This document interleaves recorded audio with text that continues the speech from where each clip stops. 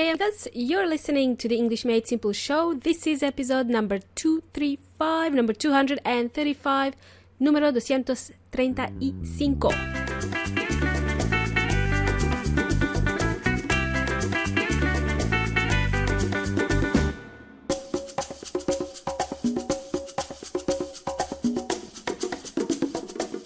Welcome back, everybody. Welcome back to the show. You've come to the right place if you wanted to improve your English in listening and speaking. This podcast will help you become fluent in English, one short conversation at a time. Guys, so this is episode number 235 and welcome. My name is Milena and I'm the host of the English Made Simple show. You can find me at englishmadesimple.net, englishmadesimple.net. I hope you guys are doing well. Hope everybody's fine and dandy. In today's show, I will touch on the point I made in my last episode. In the last episode, I talked about anxiety, and then today we're going to also talk about my soon-to-be experience presenting in front of a small audience. We'll also have a repeat after me segment at the end of the show. So we'll have that today. Let's begin, amigos y amigas. Radio. So last week I kind of went deep and talked about the topic of anxiety. Okay. In episode 234, I talked about feeling anxious or embarrassed when speaking in English. You know, it's quite normal to feel anxious when you're speaking in another language. If you're not fluent in that language, like as I shared in my example in the last episode, I was sharing my personal experience of speaking in Spanish. So I'd like to just quickly refresh your memory. Here are some of the symptoms you might feel for about 5 seconds or less, okay, not long, when you're trying to speak in English with someone. The symptoms can be emotional or physical, okay? Some emotional symptoms are mind racing, like it's hard to think, there's too many thoughts running through your mind, difficulty concentrating, worrying excessively about the past, present and future, feeling powerless, difficulty remembering things and so on. Wow, okay, well this sounds like my day yesterday, all in one. I felt all that in one day. All right, let's move on to the next thing, amigos y amigas. Physical symptoms. What are some physical symptoms when we are feeling anxious? Well, some physical symptoms could be dry mouth, breathing rapidly, shortness of breath, dizziness like a vertigo, blushing, tense muscles, difficulty sleeping, and so on. Actually, I feel like this when I'm drinking wine, to tell you the truth. All of that when I'm drinking wine. All right, now let's be serious, okay? I am no expert in this field. I'm just saying from my experience. Everyone will experience this at some stage in their lives. It's quite normal to go through some form of anxiety. And especially for someone who's speaking in a language that's not their native tongue. We might only experience a couple of these symptoms. We might not experience all of the symptoms I've just listed, only a couple of symptoms. I, for example, tend to blush. My cheeks would become red. That's what I mean by blush. Or I would have increased heart rate and generally feel very tense all over my body if I'm feeling anxious. If you experience these symptoms every day, okay, amigos, then it might be a good idea to speak to someone like a professional or a doctor, okay? Now, enough of seriousness. Today's episode is not going to be about feeling anxious. It's more about public speaking. I just want to highlight that it's human nature to avoid situations that make us feel anxious. And I think maybe public speaking is one of those situations. But sometimes we don't have control over that. We can't just avoid it. Sometimes we are forced to speak in front of a large audience or a small audience. You might feel anxious when you're speaking with one person in English. Maybe that's how you feel at the moment. But imagine speaking to a group of people, not just one person. And you're speaking to them in English when English is not your first language. Whoa. All right. Well, now this is a different story, okay? You need all sorts of different skills, not just English language skills. In this case, when you're about to speak in front of a crowd. I don't know how many of you listening at the moment do any public speaking, but let's say the majority of us don't do it that often. The majority of us don't do public speaking in our own languages, let alone in English. Did you know that podcasting is often compared to public speaking? I used to be really nervous and anxious when I released my first episode. Just before I released my first episode for English Made Simple, it took me about 3 months to release it. So I already had it prepared. I just was really scared to put it out there. And thanks to my husband, who was nagging me every day to tell me, come on, Milena, just publish it. Just do it every day for 3 months. And you see, I've done it, and here we are. We are now up to episode 235. Amazing. Just as a side note, if you're interested in knowing what type of tools I use to run my podcast, you can go to englishmadesimple.net/tools. I'm always adding new links to this page. My podcasting journey started with a really cheap microphone, and that was like $40 or something, the Logitech mic. And now I'm using something different that's more professional.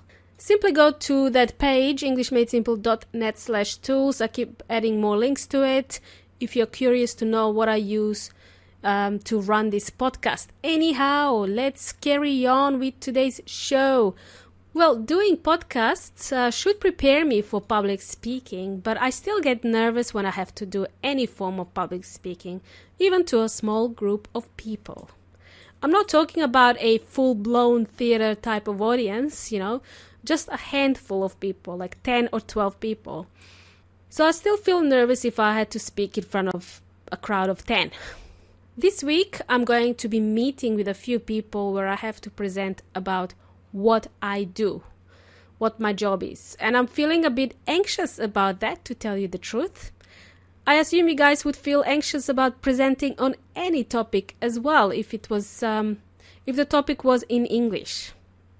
The fact is, amigos y amigas, public speaking is a skill. The more you do it, the better you'll be. The better you'll be at public speaking. Do you want to know how I feel at the moment, knowing that I have to present in front of 10 people? Alright, here's what's going through my mind right now. And maybe some of you could resonate with me. So here's something that's going through my mind at the moment. Well, one of the things that I'm thinking of is, will people understand me? Would they mind my accent? Will I speak loud enough? Will everyone be able to hear me?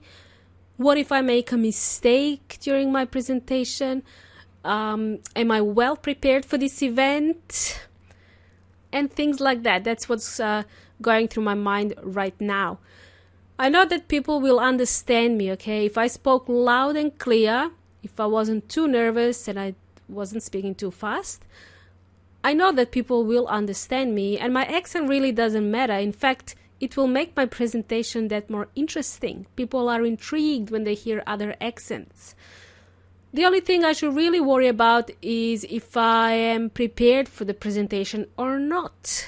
How prepared am I? Just so you know, it all comes down to preparation. Okay, amigos y amigas? Whenever you are about to do public speaking, make sure that you do a lot of practice. Preparation includes practicing and rehearsing. That might be a new word for some of you. What is rehearsing? What is rehearsing? The verb is to rehearse. According to Vean Inteligente or the online dictionary, to rehearse means to practice before your live performance. Simple. Imagine you're a singer and you're about to sing at a concert. You're not going to just show up and sing on the day.